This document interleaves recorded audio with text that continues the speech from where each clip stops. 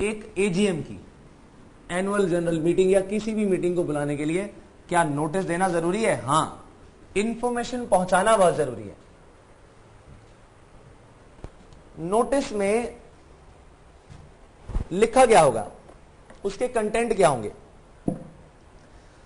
सबसे पहले तो उसमें दिखाया जाएगा कि जो भी नोटिस आपने भेजना है, इसका पर्पस क्या है? मीटिंग का वक्त बताना, मीटिंग का प्लेस बताना और मीटिंग का टाइम बताना, मीटिंग में किस बात पर डिस्कशन होगा, यानी मीटिंग का एजेंडा, यह बताना सबसे पहले जरूरी है।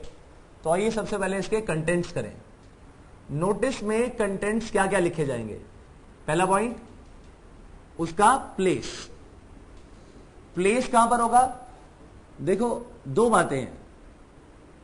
आपको ये जो एजीएम है ना, एनुअल जनरल मीटिंग, अगर आप इसकी बात करें तो एजीएम आपको बुलानी है सिर्फ और सिर्फ रजिस्टर्ड ऑफिस पर। पहला फोकस कहां रहेगा कि जी रजिस्टर्ड ऑफिस में बुलाई जा सके। लेकिन क्या रजिस्टर्ड ऑफिस हमेशा और हमेशा इतना बड़ा होता है कि सारे के सारे मेंबर आ जाएं? कई बार ऐसा पॉसिबल नहीं होता कि हमारे पास इतने सारे मेंबर हैं, रजिस्टर्ड ऑफिस में कैसे मैनेज करेंगे? उनको कुछ खिलाना पिलाना भी है, उनका ये सब अरेंजमेंट जो होगा, पूरे पूरे दिन जो है वो बैठेंगे इस मीटिंग में, जगह कहां है?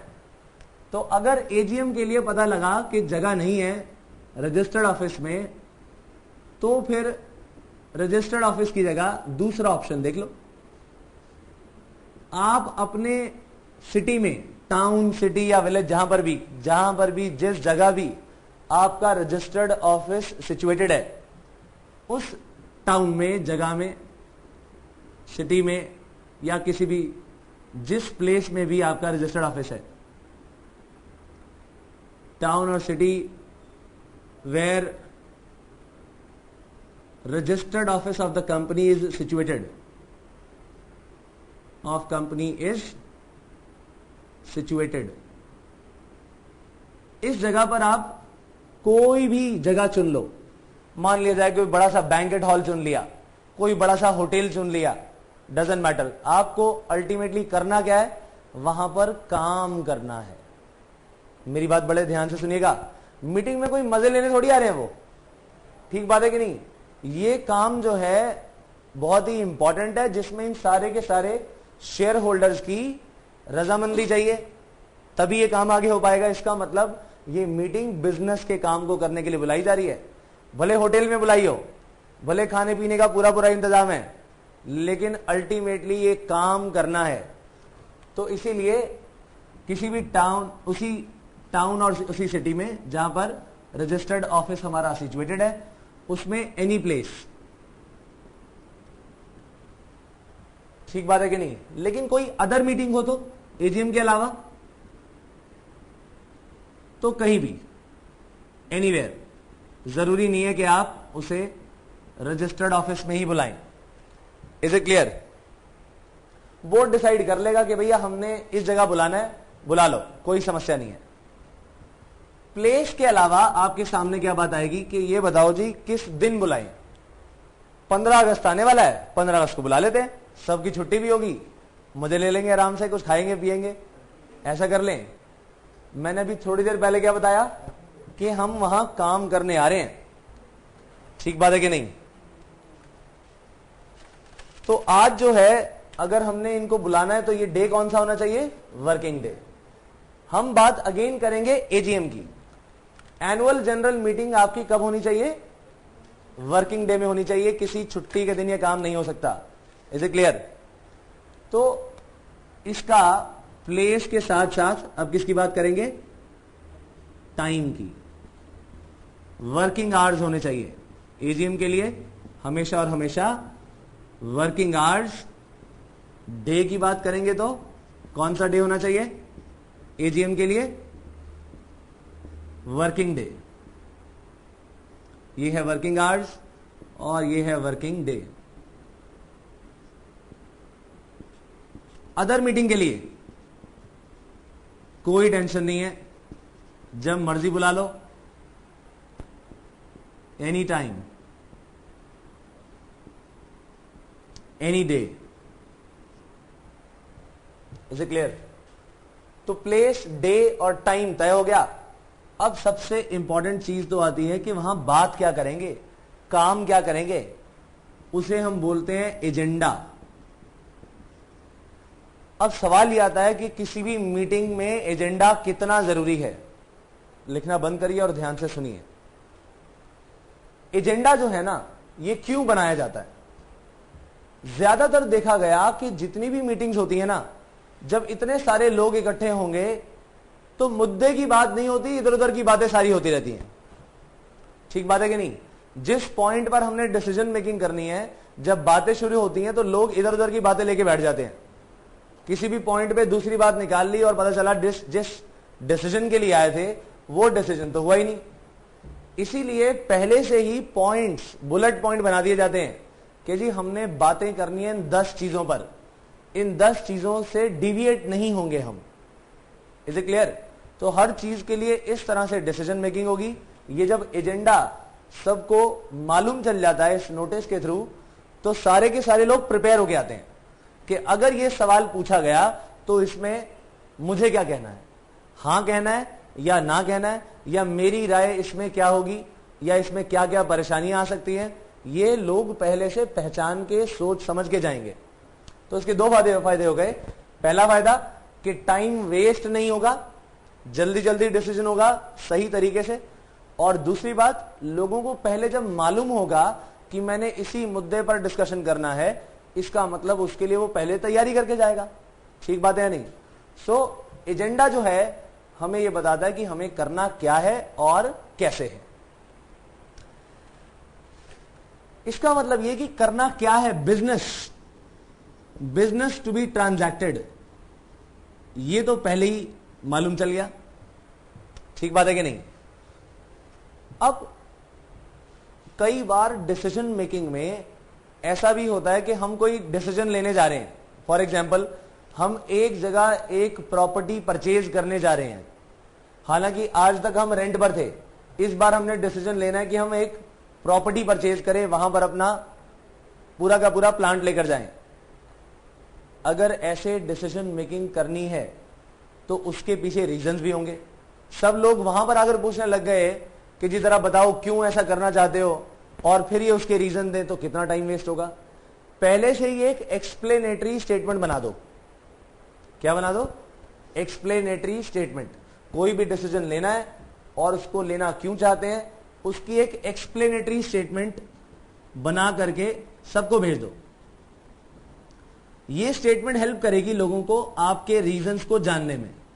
अगेन, इससे भी क्या होगा, आपके जो मैटर्स हैं उन पर डिसीजन मेकिंग जल्दी हो जाएगी। ठीक बात है कि नहीं?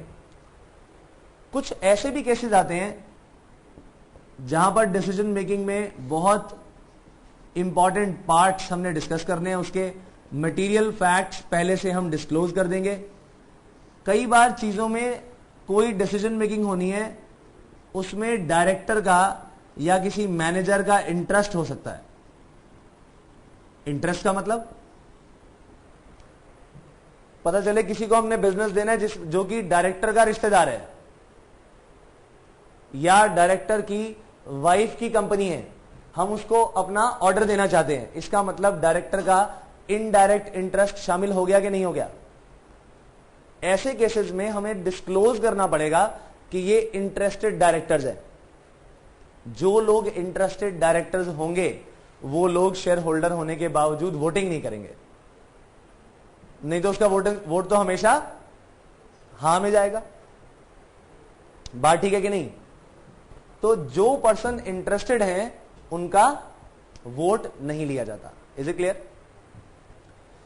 इसके अलावा आपको टाइम, प्लेस वगैरह जितना भी है इसमें अच्छी तरह से मेंशन करना है। ये नोटिस में आपने डिटेल्स डाल दी। लेकिन जरूरी थोड़ी कि हर इंसान जो है, हर मेंबर जो है हमारा उसमें आ सके मीटिंग में। किसी के साथ कोई समस्या भी हो सकती है, आना वो चाहता है लेकिन आने में उसको कोई प्रॉब्लम है। क्या किया जाए?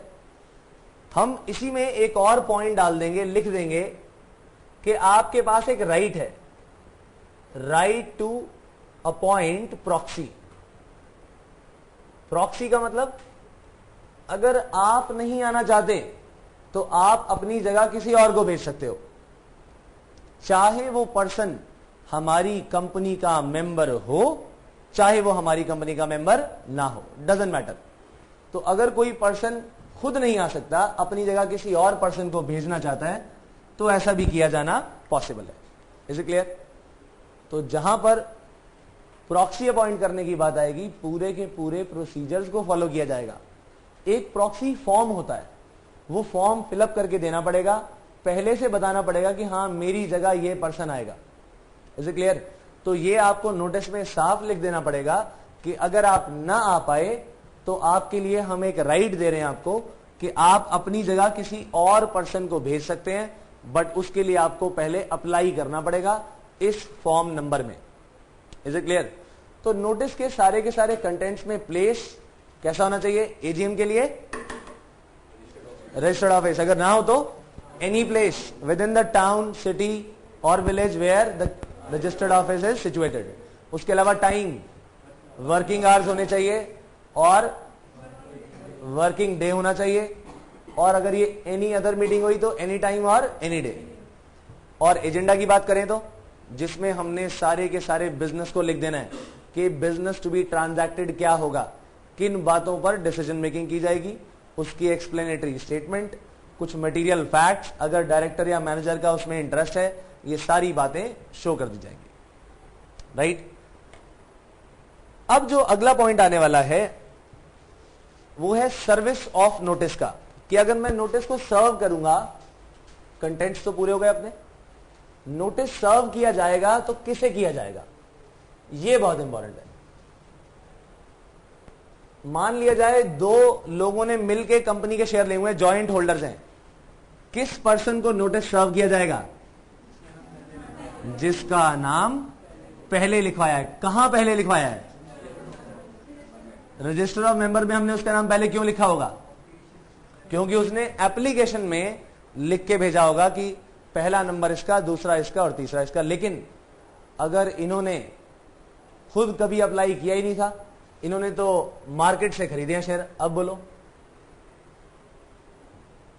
इन्होंने खुद अप्लाई नहीं किए थे, इन्होंने ट्रांसफर करवाए अपने नाम, तो शेयर ट्रांसफर फॉर्म में जैसे लिखेंगे उसी तरीके से इनका नाम आएगा। ठीक बात है। चलिए ये पॉइंट हमने कब किया था? Transfer and transmission of shares के चैप्टर में। चलिए सर्विस ऑफ नोटिस की बात आएगी। सर्विस का मतलब किस तरह से नोटिस भेजा जाएगा। नोटिस भेजने के लिए भेजें तो किसे भेजें? हर मेंबर को दिया जाएगा। To whom? किसको दें? ध्यान दीजिएगा, मेंबर को देंगे, हर एक मेंबर को। और एक ध्यान रखिएगा, हमारी कंपनी के ऑडिटर्स को भी देना बहुत जरूरी है। ऑडिटर्स जो हैं उनके पास भी राइट है, राइट टू रिसीव नोटिस। बहुत ही इंपॉर्टेंट है। जब आप ऑडिटिंग पढ़ोगे आईपीसीसी ग्रुप 2 में तो ये पॉइंट नजर आएगा आपको कि ऑडिटर के पास भी right to receive notice of AGM है। दूसरा नोटिस मेंबर को दिया जाएगा। अब मेंबर जो है या तो जिंदा है, he is a living person, या वो डिसीज्ड है, एक्सपायर हो गया, या फिर वो इंसॉल्वेंट हो गया। इन सब केसेस में किस किस को दिया जाएगा? तो लिविंग है तो that person, that living person, उसी को दे दिया जाएगा। और अगर वो डिसीज्ड हो गया तो किसे दें? उसके लीगल रिप्रेजेंटेटिव को, लीगल एयर को ये नोटिस दे दिया जाएगा। अगर वो इंसॉल्वेंट हो गया तो उसके ऑफिशियल असाइनी या ऑफिशियल रिसीवर को ये नोटिस पहुंचाया जाएगा। कैसे पहुंचाना है, तरीके क्या होंगे, ये सारे तरीके कहां दिए गए हैं आपको? आर्टिकल्स में लिखे होते हैं। आर्टिकल्स में और कंपनीज एक्ट के प्रोविजन के अकॉर्डिंगली किस मैनर में दिया जाएगा, इन विच मैनर, कैसे दिया जाएगा ये, हाँ जी बताइए, कैसे दिया जाएगा, manner provided in articles. Articles में जो मैनर प्रोवाइड की गई है, कंपनीज एक्ट के जो प्रोविजंस हैं, उन प्रोविजंस के अकॉर्डिंगली ये काम किया जाएगा। ठीक बात है कि नहीं?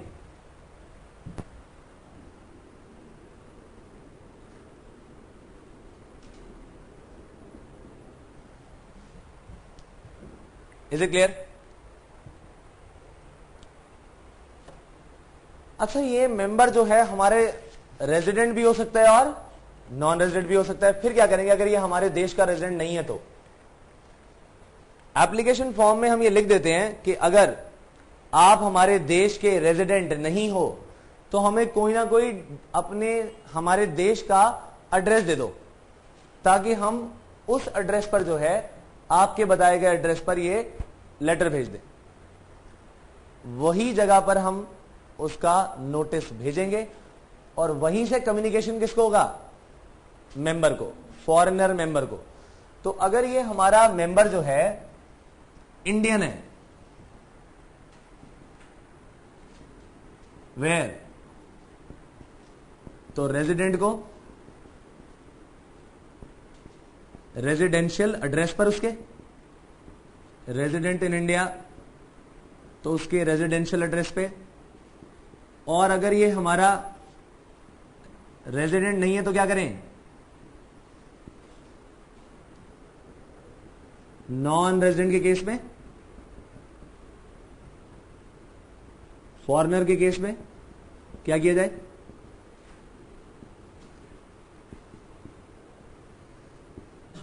Any address provided by him in India. India में कोई ना कोई एड्रेस उसने हमें जरूर प्रोवाइड किया होगा, उस एड्रेस पर जो है हम इसे भेजेंगे। या तो पर्सनली भेजेंगे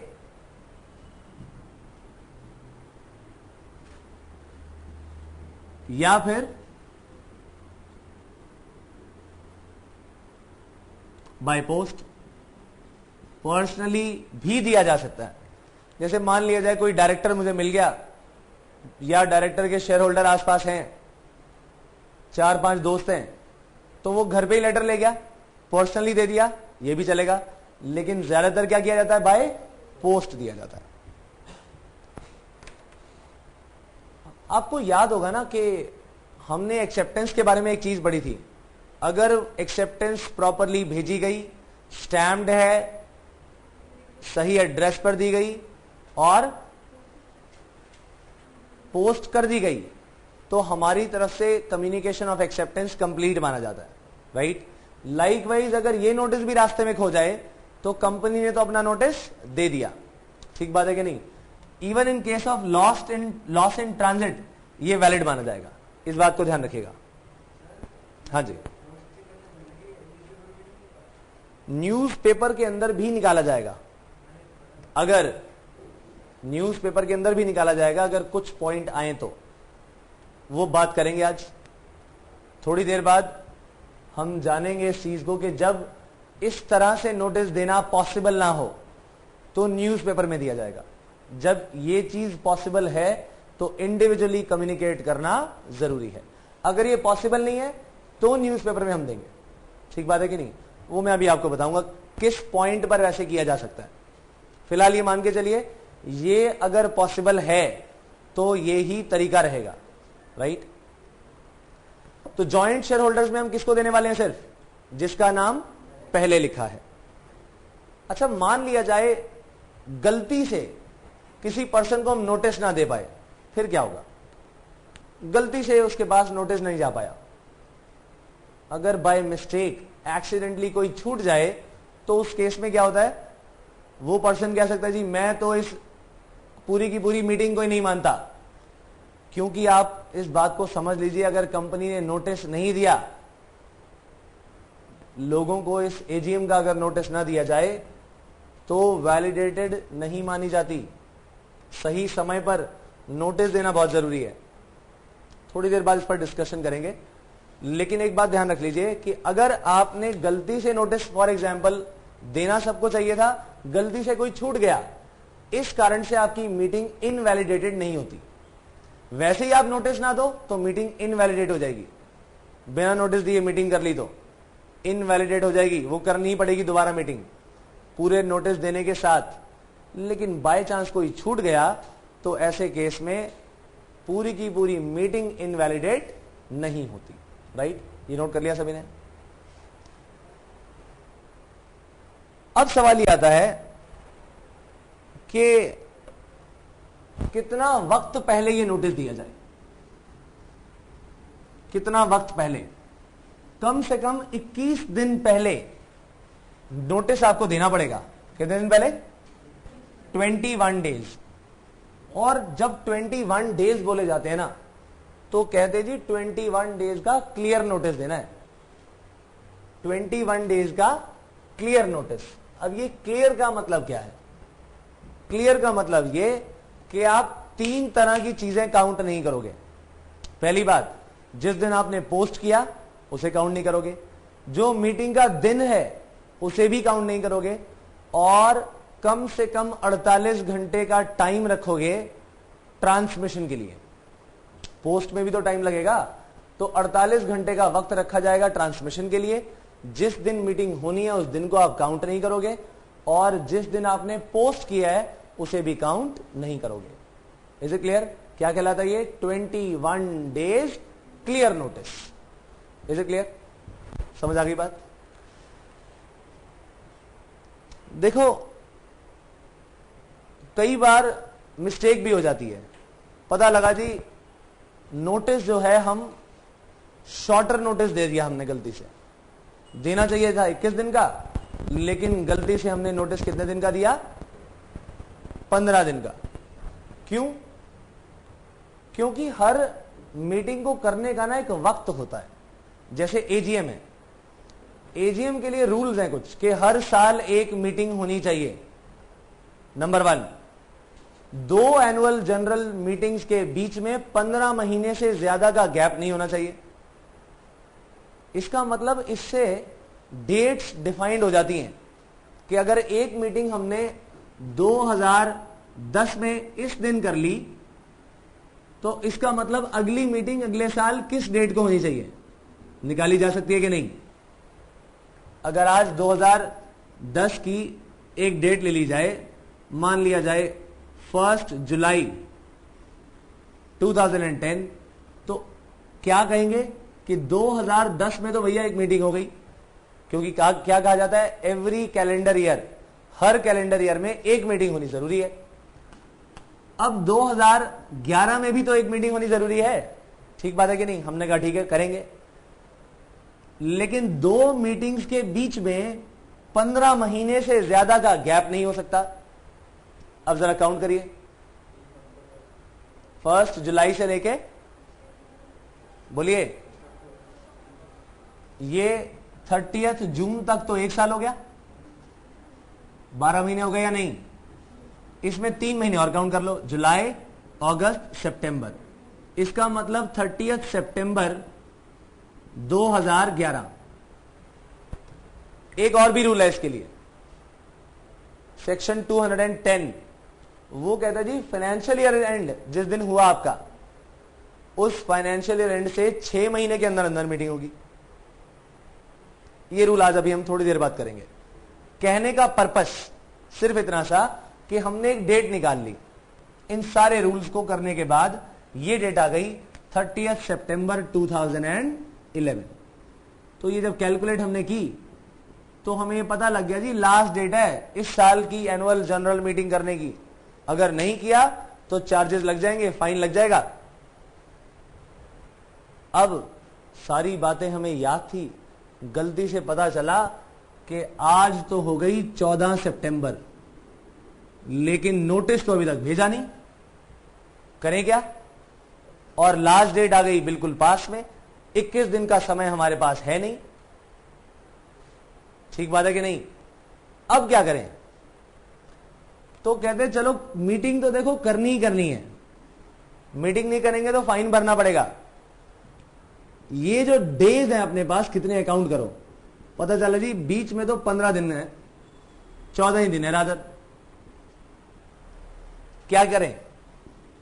14 डेज का आप नोटिस देते हैं तो नोटिस वाली प्रॉब्लम आ गई, 21 दिन का कम से कम चाहिए। तो इलाज क्या है? कंपनी लॉ ने आपको थोड़ा सा यहां पर एक रास्ता दिखाया। रास्ता यह दिखाया है कि अगर आप शॉर्टर नोटिस पे काम करना चाहते हो तो कोई टेंशन नहीं है। आप ये बताओ मीटिंग कौन सी करना चाहोगे, कौन सी मीटिंग की बात कर रहे हो? हमने कहा जी हम एजीएम की बात कर रहे हैं। कहते हैं बिल्कुल ठीक है, फिर आप एक काम करो, जितने भी मीटिंग में आपके शेयर होल्डर्स आएंगे उन सब का कंसेंट ले लो, सबका कंसेंट ले लो। कौन से share holders? All share holders, यानी 100% शेयर होल्डर्स का कंसेंट होना चाहिए। कंसेंट चाहो तो मीटिंग में ले लो, चाहो तो उनको पहले ही ले लो, कुछ नोटिस भेज के रिक्वेस्ट कर दो कि जी हाथ जोड़ के रिक्वेस्ट है, आप जरा हां कह देना। अगर आपने हां नहीं कहा शॉर्टर नोटिस में तो हमारी मीटिंग इनवैलिडेट हो जाएगी और हमें फाइन भरना पड़ेगा। तो अगर इनकी रिक्वेस्ट पे सारे के सारे शेयर होल्डर मान जाएं, 100% शेयर होल्डर, तो ये मीटिंग में शॉर्टर नोटिस भी वैलिडेट माना जाता है।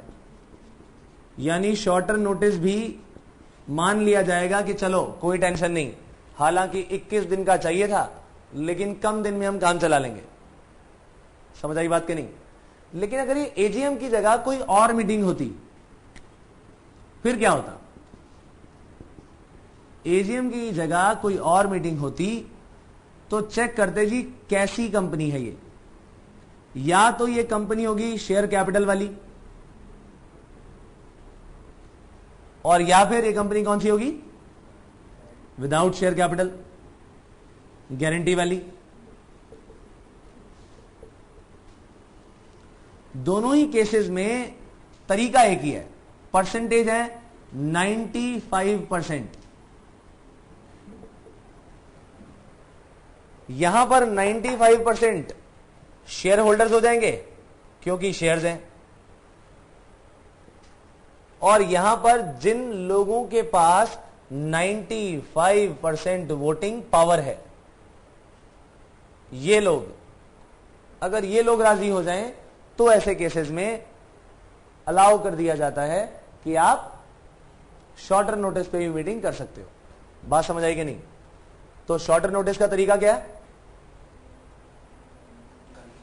कंसेंट लेना है। कंसेंट चाहे मीटिंग में ले लो चाहे मीटिंग के पहले ले लो। मीटिंग के बाद लोगे कोई फायदा नहीं है, मीटिंग से पहले या मीटिंग के वक्त आपको ये कंसेंट लेना है। Is it clear? मीटिंग शुरू करने से पहले सबको बुला लिया, अचानक से नहीं, 14 दिन का नोटिस दे तो दिया। अब हमने क्या दिया? नोटिस दे दिया हमने। अब जब नोटिस आएगा तो आधे लोगों को तो मालूम ही नहीं होता कि 21 दिन का नोटिस सही होता है। सबने कंपनी लॉ थोड़ी पढ़ा हुआ है। धीरे धीरे जब वो मीटिंग में जाते हैं तब पता लग जाता है, अच्छा 21 दिन का नोटिस देना है कम से कम। तो अगर कम दिनों का नोटिस आया तो ऐसे केस में इनके पास पावर क्या है कि उस मीटिंग को ही इनवैलिडेट करवा देंगे। ये एक भी शेयर होल्डर ने बोल दिया जी मैं नहीं मानता, 1000 शेयर होल्डर में से एक ने भी बोल दिया ना, तो फिर मीटिंग पूरी की पूरी वेस्ट। समझ आई बात या नहीं?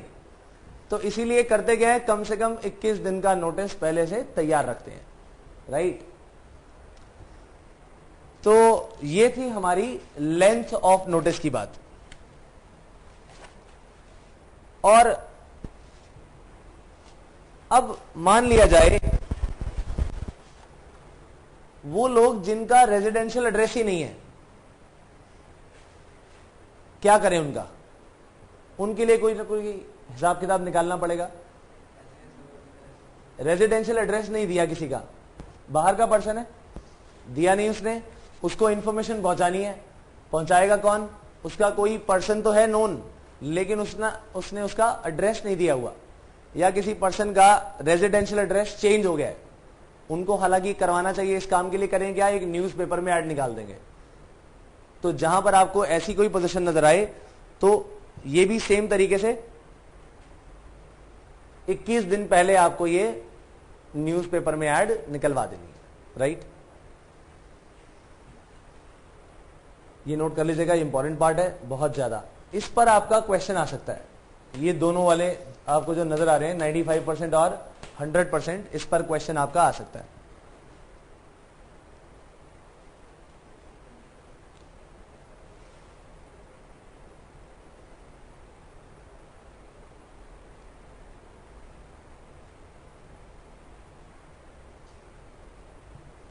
कर लिया नोट?